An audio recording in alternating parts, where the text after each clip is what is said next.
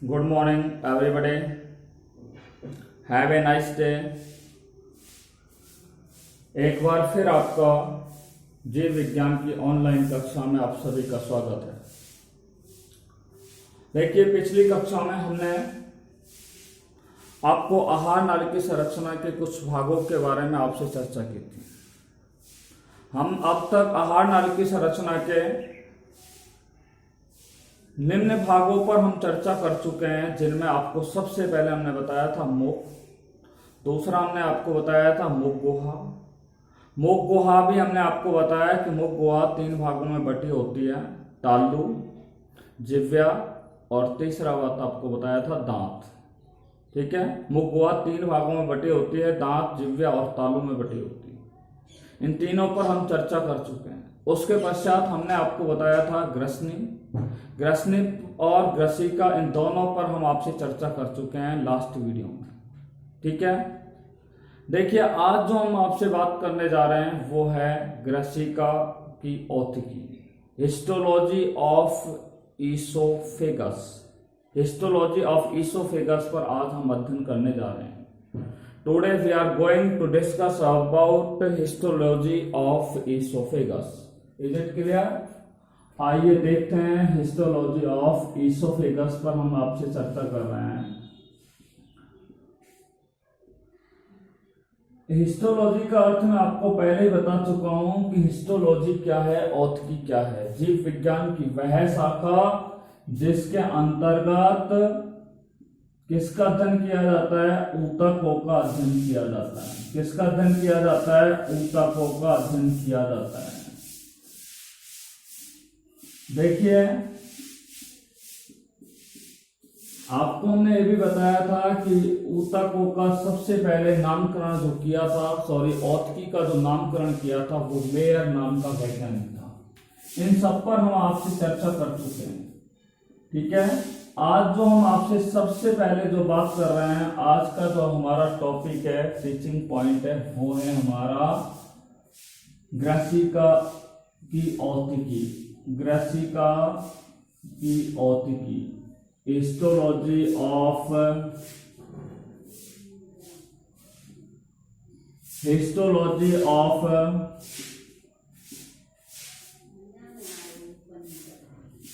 Oesophagus. ठीक है, आज हम ये बात करने जा रहे हैं। देखिए, आइए तो आपको बता दें कि ग्रसिका जो होती है उसकी भित्ति में, ग्रसिका जो होती है उसकी भित्ति में ऊतकों के सामान्य स्तर मुख्य रूप से 4 प्रकार के पाए जाते हैं। अर्थात जो ग्रसिका की भित्ति होती है उस भित्ति में ऊतकों के स्तर पाए जाते हैं। और ऊतकों के कितने स्तर पाए जाते हैं? 4 स्तर पाए जाते हैं। सीधे शब्दों में कहें तो ग्रसिका के अंदर, ठीक है, ग्रसिका की भित्ति में ऊतकों के 4 स्तर पाए जाते हैं। ठीक है, देखिए ग्रसिका की भित्ति के अंदर कितने ऊतकों का स्तर पाया जाता है? 4 ऊतकों का स्तर पाए जाते हैं। 4 ऊतकों के क्या पाए जाते हैं? स्तर पाए जाते हैं। देखिए 4 ऊतकों के स्तर कौन से हैं, उनका नाम सुनिए। सबसे पहला भाग है जिसको बोलते हैं सिरोसा।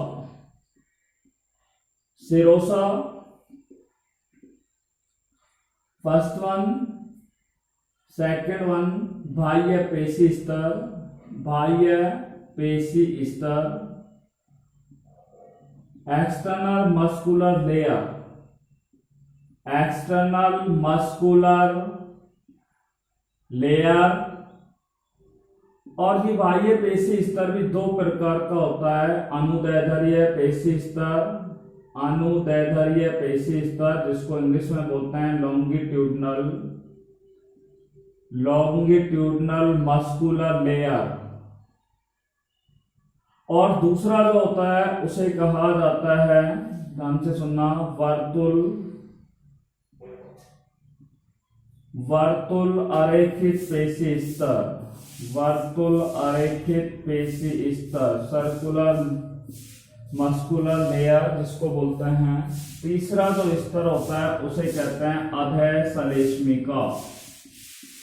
अधः सलेष्मिका जिसको बोलते हैं सब म्यूकोसा। सब म्यूकोसा।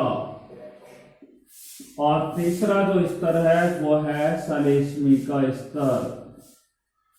सलेष्मिका स्तर जिसको बोलते हैं म्यूकोसा लेयर या म्यूकस लेयर के नाम से इसे जानते हैं। तो आपको हम बता दें ग्रसिका की जो भित्ति होती है वो 4 ऊतकीय स्तरों से मिलकर के बनी होती है। सबसे पहला स्तर होता है शिरोशक का स्तर, दूसरा स्तर होता है बाह्य पेशी स्तर, तीसरा होता है अधः सलेष्मिका स्तर और चौथा होता है सलेष्मिका स्तर। इस तरीके से इन 4 स्तरों से मिलकर के मानव के अंदर ग्रसिका पाई जाती है। मैंने आपको बताया ग्रसिका कहां से स्टार्ट होती है। ग्रसिका जो होती है वो ग्रसनी का पश्च भाग से लेकर के, ठीक है, ग्रसनिका के पश्च भाग से लेकर के और आमाशय तक का जो भाग होता है, मध्य का भाग, वो ग्रसिका कहलाता है। और ये एक पतली सीधी नली के आकार की जो संरचना होती है उसकी लंबाई मैंने आपको बताई थी कितने होती है, 25 सेंटीमीटर होती है, ठीक है।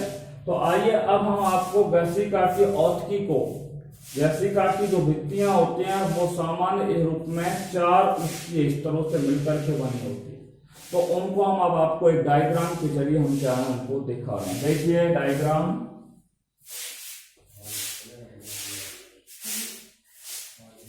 ये स्तर जो कहलाएगा इस स्तर को कहा जाएगा शिरोसा, ठीक है। इस वाले स्तर को क्या कहा जाएगा, शिरोसा के नाम से जानते हैं। इस शिरोसा के ऊपर क्या पाया जाता है, बाह्य पेशी स्तर पाया जाता है, ठीक है। क्या पाया जाता है, इस तरीके का क्या पाया जाता है, बाह्य पेशी स्तर इनके अंदर पाया जाता है, ठीक है। ये आप इस तरीके का देखिए, इनको कहा जाता है अनुदैर्ध्य,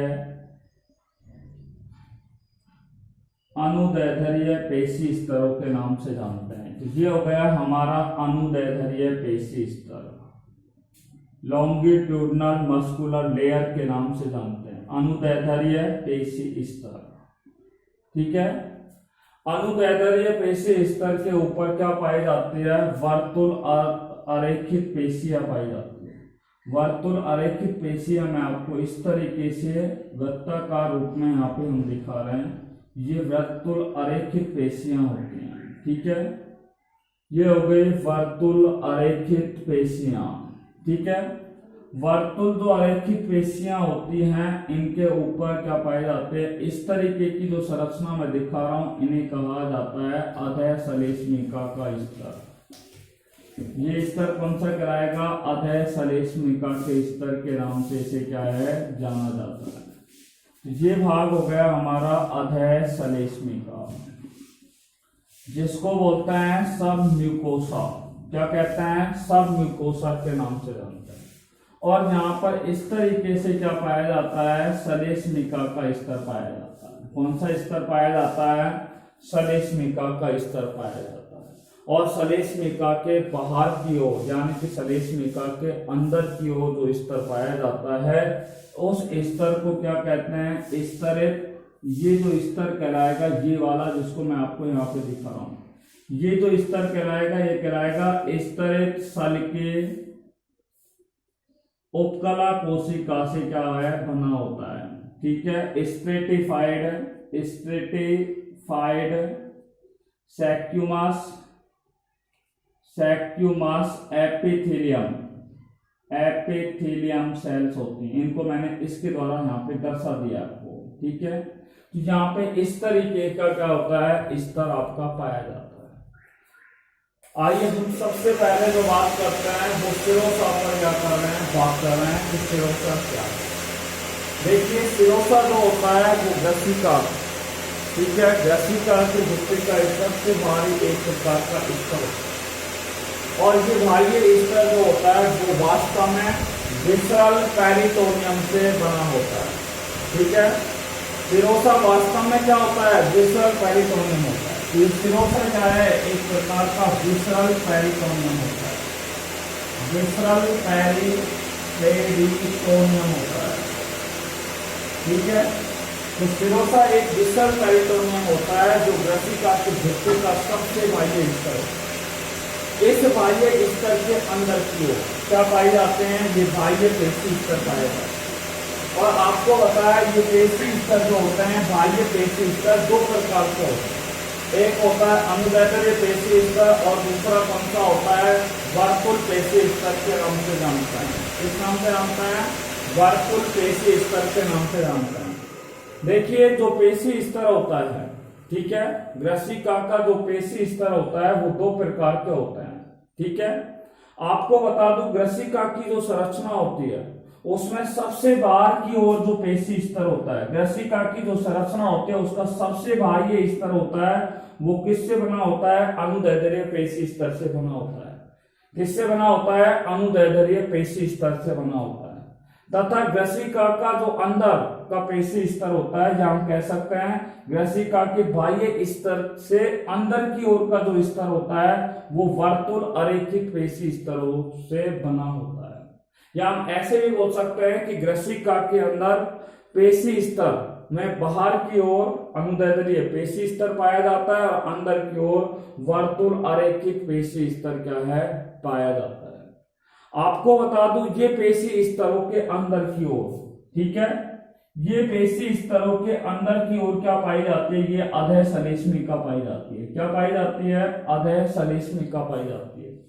इस अधः सलेस्मिका के अंदर क्या पाई जाती है, रुधिर वाहिनियां पाई जाती है। क्या पाई जाती है, रुधिर वाहिनियां। ये मैंने बता दिया कि रुधिर वाहिनियां पाई जाती है, ब्लड वेसल्स पाई जाती है।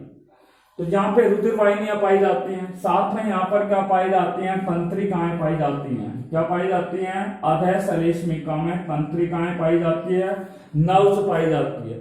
नर्व्स के अलावा यहाँ पे क्या पाए जाते हैं, छोटे छोटे कोलेजन तंतु पाए जाते हैं। कोलेजन तंतु पाए जाते हैं, साथ में लचीले तंतु जो होते हैं वो लचीले तंतु भी इनके अंदर क्या है, पाए जाते हैं।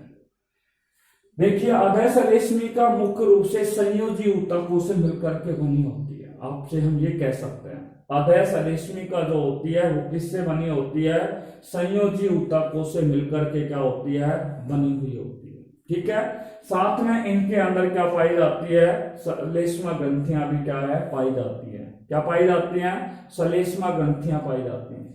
ये सलेस्मा ग्रंथियां जो होती हैं वो ग्रसिका का, ठीक है, या हम कह सकते हैं अधः सलेस्मिका के अंदर की ओर, अधः सलेस्मिका के अंदर की ओर कौन सी ग्रंथियां पाई जाती हैं, सलेस्मिका ग्रंथियां पाई जाती हैं। और ये सलेस्मिका ग्रंथियां जो होती हैं वो ग्रसिका का, सलेस्मिका जो ग्रंथियां होती हैं वो ग्रसिका का सबसे आंतरिक भाग का क्या करती है, निर्माण करती है।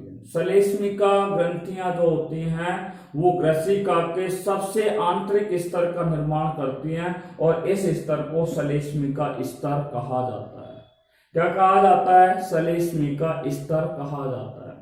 आपको बता दूं ग्रसिका का सबसे जो आंतरिक स्तर होता है वो स्तरित सल की उपकला कोशिका, जिसको मैंने बोला था स्ट्रेटिफाइड सैक्यूमस एपिथेलियम सेल से मिलकर के क्या होता है, बना हुआ होता है। देखिए अगर हम इसे सारांश के रूप में कहा जाए इसकी औतकी को, तो हम ये कह सकते हैं कि ग्रसिका का जो प्रारंभिक भाग होता है वो रैखिक रूप में पाया जाता है या रैखिक पेशियों से बना होता है, तथा मध्य भाग जो होता है वो रेखित और अरेखित पेशियों से मिलकर के क्या होता है, बना होता है। ठीक है, तो ग्रसिका का प्रारंभिक भाग में रेखीय पेशियां पाई जाती हैं, रेखिक पेशियां पाई जाती हैं, और मध्य भाग में रेखित और अरेखित दोनों प्रकार की पेशियां उसके अंदर क्या है, पाई जाती है। ठीक है, तो आपको बात समझ में आ गई कि ये क्या है, ग्रसिका की औतकी होती है। एक बार फिर हम आपको 2 मिनट के रिवाइज कर रहे हैं, ध्यान से सुनना। हमने आपको बताया कि ग्रसिका की जो भित्ति होती है, ग्रसिका की जो भित्ति होती है उसमें 4 प्रकार के ऊतकीय स्तर पाए जाते हैं, सिरोसा, बाह्य पेशी स्तर, अधः सलेस्मिका और सलेस्मिका। ये सबसे बाह्य ग्रसिका की सबसे भारी भित्ति होती है जिसे सिरोसा कहते हैं। सिरोसा वास्तव में विसरल पेरिटोनियम होता है, अर्थात सिरोसा जो होता है वो ग्रसिका का सबसे बाह्य स्तर होता है जो किससे बना होता है, विसरल पेरिटोनियम से बना होता है। देखिए सिरोसास के अंदर की तरफ क्या पाया जाता है, ये बाह्य पेशी स्तर पाया जाता है। कौन सा स्तर पाया जाता है, बाह्य पेशी स्तर पाया जाता है। देखिए जो पेशी स्तर जो होता है सबसे बाहर की ओर जो पेशी स्तर होता है वो अनुदैर्ध्य पेशी स्तर मैंने आपको दिखाया है, यानी कि अनुदैर्ध्य पेशी स्तर पाया जाता है, लॉन्गिट्यूडनल मस्कुलर लेयर यहाँ पे पाई जाती है। और अनुदैर्ध्य पेशी स्तर के अंदर की ओर क्या पाई जाती है, वर्तुल अरेखित पेशियों का स्तर पाया जाता है, वर्तुल अरेखित पेशियों का स्तर पाया जाता है। वर्तुल अरेखित पेशियों के अंदर की ओर क्या पाया जाता है, अधः सलेस्मिका का स्तर पाया जाता है। ये अधः सलेस्मिका का स्तर जो होता है वो संयोजी ऊतकों से मिलकर के बना होता है, यानी कि हम संयोजी ऊतकों के रूप में हम कह सकते हैं कि इस अधः सलेस्मिका के अंदर रुधिर वाहिनियां पाई जाती हैं, तंत्रिकाएं पाई जाती हैं, कोलेजन तंतु पाए जाते हैं, लचीले तंतु पाए जाते हैं, लसिका वाहिनियां पाई जाती हैं।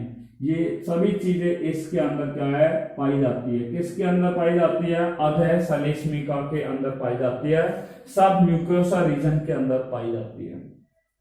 अधः सलेस्मिका के अंदर ही क्या पाई जाती है, अधः सलेस्मिका के ऊपर या अंदर क्या लगी होती है, सलेस्मिका लगी होती है। ये सलेस्मिका मैंने आपको बताया कि ग्रसिका की भित्ति का सबसे आंतरिक भाग का क्या करता है, निर्माण करता है, या ग्रसिका का सबसे आंतरिक स्तर का जो निर्माण किया जाता है वो सलेस्मिका ग्रंथियों के द्वारा किया जाता है, जिसे हम सलेस्मिका स्तर कहते हैं, जिसे हम क्या कहते हैं, सलेस्मिका स्तर के नाम से जानते हैं। ग्रसिका का प्रथम या हम कह सकते हैं ग्रसिका का सबसे आंतरिक जो स्तर होता है वो इस तरह सल की उपकला कोशिकाओं से मिलकर के क्या होता है, बना हुआ होता है। ठीक है, this is the histology of oesophagus. I think all of you understand about histology of esophagus. Is it clear? Okay. देखिए ग्रसिका के बाद हम आपसे बात करते हैं आमाशय के बारे में। आइए आमाशय पर हम आपसे चर्चा करने जा रहे हैं। देखिए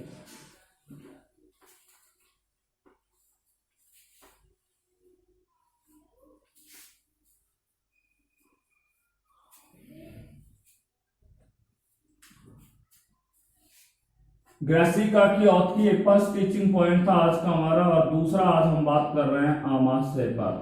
ठीक है, ये आहार नाल का अगला भाग है जिस पर हम बात करेंगे आमाशय पर। आइए आमाशय पर हम आपसे बात करने जा रहे हैं।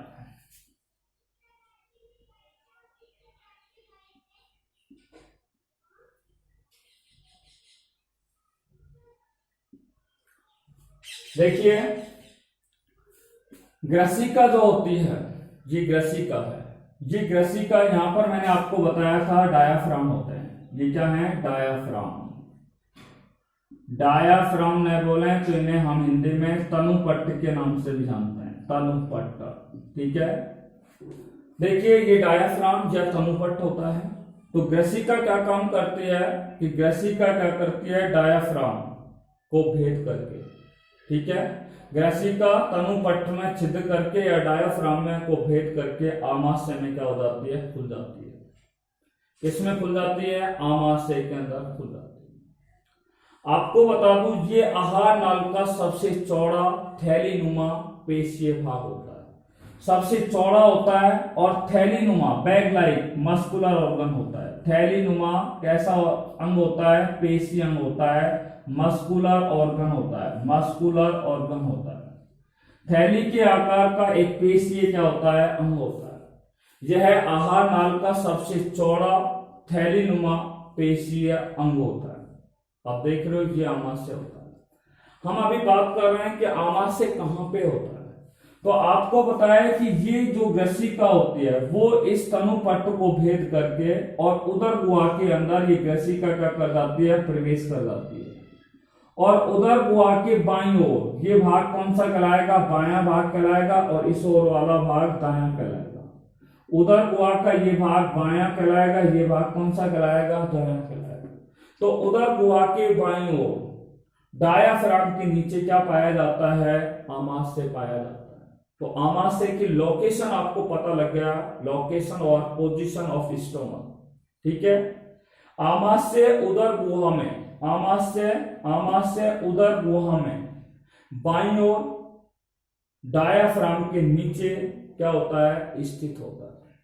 लोकेशन आपको पता लगे कि इसकी स्थिति क्या है। तो आमाशय उदर गुहा में बाईं ओर, ठीक है, डायाफ्राम के क्या पाया जाता है, नीचे की ओर पाया जाता है। ठीक है, आपको मैंने बता दिया कि यह ग्रसिका तनुपट्ट में छिद्र करके क्या करती है, आमाशय में खुल जाती है। और ये आहार नाल का सबसे चौड़ा पेशीय क्या होता है, अंग होता है। इसकी अगर संरचना को देखा जाए तो इसकी संरचना जो होती है वो जे के समान होती है। यानी कि इसकी जो आमाशय की जो आकृति होती है वो किसके समान होती है, जे के समान होती है। आपसे पूछा जाए कि आमाशय की संरचना किसके समान होती है, तो अंग्रेजी के जे के समान आमाशय की क्या होती है, आकृति होती है, संरचना होती है। तो इस तरीके से जे के आकार की क्या बन रही है, संरचना बन रही है। तो जे के आकार की संरचना क्या है, यहाँ पर पाई जाती है। आमाशय की जो संरचना होती है वो मुख्य रूप से 3 भागों के अंदर क्या होती है, बटी हुई होती है। आमाशय की संरचना कितने भागों में बटी होती है, 3 भागों में बटी होती है। देखिए, आमाशय की संरचना के कितने भाग होते हैं, 3 भाग होते हैं। आमाशय की संरचना के भाग कितने होते हैं, 3 भाग होते हैं। सबसे पहला भाग कहलाएगा जठरागम भाग, जिसको हम बोलते हैं कार्डियक रीजन। दूसरा जो भाग होगा, जो मध्य भाग कहलाएगा, उसे फंडस, FUNDUS, फंडस के नाम से जानते हैं। और सबसे अंतिम जो भाग होता है आमाशय का, जिसे क्या कहा जाता है, जठर निर्गम के नाम से जाना जाता है। किस नाम से जाना जाता है, जठर निर्गम के नाम से जाना जाता है, जिसे इंग्लिश में क्या बोलते हैं, पाइलोरिक के नाम से जाना जाता है। जठर निर्गम जिसे क्या कहा जाता है, पाइलोरिक के नाम से जानते हैं। अब हम आपको डायग्राम बता रहे हैं कि आमाशय की संरचना के कितने भाग होते हैं। तो आमाशय का ये जो भाग है, ये देखिए ग्रसिका होती है, ठीक है, या ग्रासनाल भी बोल सकते हैं। ग्रसिका को ग्रासनाल भी कह सकते हैं। ये ग्रसिका यहाँ पे खुलती है, तो ये भाग जो कहलाएगा, ये कहलाएगा जठरागम भाग, यानी कि ये कार्डियक भाग कहलाएगा। और ये भाग क्या कहलाएगा, इसका फंडस कहलाएगा। और ये वाला जो भाग कहलाएगा, ये वाला, ठीक है, ये वाला जो भाग कहलाएगा उसे क्या कहा जाता है, देखिए ये भाग जठरागम हो गया, ये मध्य भाग हो गया फंडस, और ये भाग हो गया जठर निर्गम, जिसे पाइलोरिक भाग के नाम से जानते हैं। तो आमाशय की संरचना के 3 भाग हो गए, जठरागम, फंडस और पाइलोरिक के नाम से इन्हें क्या है, जाना जाता है। ठीक है, तो आमाशय की संरचना मुख्यतः कितने भागों में बटी होती है, 3 भागों में, जठरागम, फंडस और जठर निर्गम। जठरागम को कार्डियक रीजन, फंडस को फंडस बोलते हैं, और जठर निर्गम को पाइलोरिक के नाम से क्या है, जाना जाता है। आइए सबसे पहले हम बात करते हैं जठरागम का। ठीक है, ये देखिए आमाशय का सबसे अग्रभाग होता है। ये वाला जो भाग है वो आमाशय का कौन सा भाग होता है, सबसे अग्रभाग होता है। जठरागम जो होता है वो आमाशय का कौन सा भाग होता है, अग्रभाग होता है। और आमाशय के इसी अग्रभाग को क्या कहा जाता है, जठरागम के नाम से जाना जाता है। आमाशय का यह भाग ग्रासनाल से क्या होता है, जुड़ा होता है। आमाशय का यह भाग कौन सा भाग, जठरागम, यानी कि आमाशय का जो ये भाग होता है जठरागम वाला भाग, जठरागम जो होता है वो ग्रसिका से क्या होता है, जुड़ा हुआ होता है। ठीक है, कैसे जुड़ा होता है, आमाशय का ये भाग यानी कि जठरागम जो होता है वो ग्रासनाल से क्या होता है, जुड़ा होता है।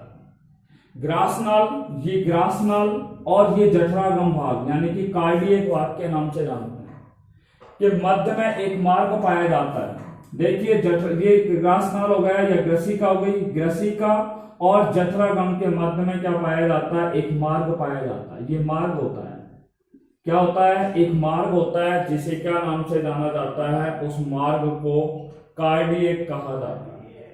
क्या कहा जाता है, कार्डियक भाग के नाम से जानते हैं। यानी कि ग्रासनाल और जठरागम भाग के मध्य में पाए जाने वाले मार्ग को क्या कहा जाता है, कार्डियक पथ के नाम से जाना जाता है। कार्डियक पथ के नाम से उसे क्या है, जाना जाता है। किस नाम से जाना जाता है, कार्डियक पथ के नाम से जाना जाता है। ठीक है, किस नाम से जाना जाता है? कार्डियक पथ के नाम से जाना जाता है। क्लियर बात हो गई यहाँ पर? देखिए कार्डियक जो पथ होता है इस पर हम बात कर रहे हैं यहाँ पर। देखिए ये कार्डियक वाला जो भाग होता है, ठीक है, इसमें ग्रसिका और आमाशय, ग्रसिका और आमाशय के मध्य में जहां से स्टार्ट होते हैं, ये ग्रसिका और ये आमाशय का ये भाग, तो जहां पर ये स्टार्ट होते हैं दोनों, यानी कि आपस में आकर के मिलते हैं, ग्रसिका और आमाशय जहां पे आकर के मिलते हैं वहां पर एक क्या पाई जाती है? कपाट पाया जाता है।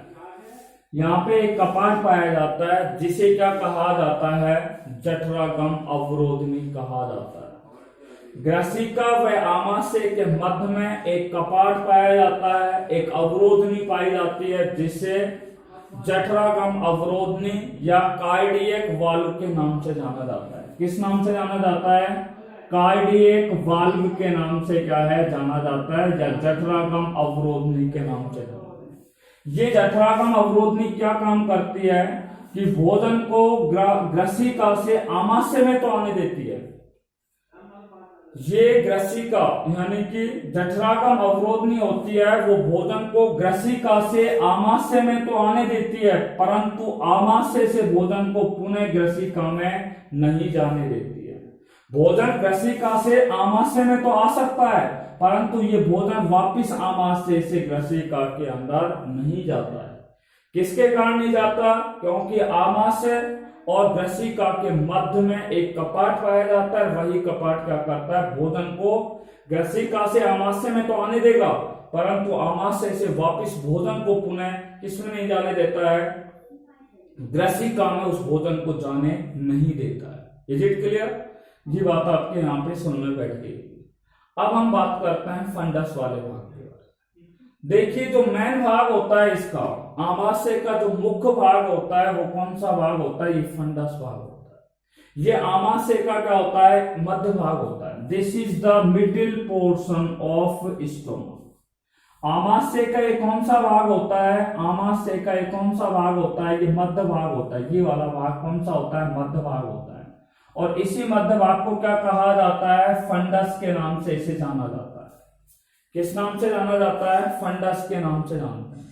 ये आमाशय का लगभग फंडस भाग जो होता है, फंडस भाग जो होता है वो आमाशय का लगभग 80% भाग का क्या करता है? निर्माण करता है। यानी कि हम सीधे शब्दों में कहें तो मोस्टली आमाशय जो होता है वो फंडस से बना होता है। किससे बना होता है? फंडस से बना होता है। आमाशय मुख्य रूप से फंडस से बना होता है। यानी कि आमाशय का 80% भाग फंडस वाले भाग से क्या होता है? बना होता है। और इसी भाग के अंदर क्या पाए जाते हैं? विभिन्न प्रकार के पाचक रस पाए जाते हैं, या इसमें हम बोले तो पाचक एंजाइम भी पाए जाते हैं। विभिन्न प्रकार के पाचक रस और पाचक एंजाइम पाए जाते हैं। और ये पाचक रस और पाचक एंजाइम जो होते हैं वो भोजन को पचाने की क्रिया में क्या होते हैं? सहायक होते हैं। भोजन को पचाने की क्रिया में क्या होते हैं? सहायक होते हैं। बात सुनना गई? तो भोज्य पदार्थों को पचाने की क्रिया में क्या होते हैं? सहायक होते हैं। देखिए तो हमने आपको फंडस वाले भाग में बता दिया। फंडस वाले भाग में बताया कि ये आमाशय का मध्य भाग होता है, ठीक है। यह भाग आमाशय का लगभग 80% भाग का निर्माण करता है। इसमें विभिन्न प्रकार के पाचक रस और पाचक एंजाइम पाए जाते हैं जो भोजन को पचाने की क्रिया में क्या होता है? सहायक होते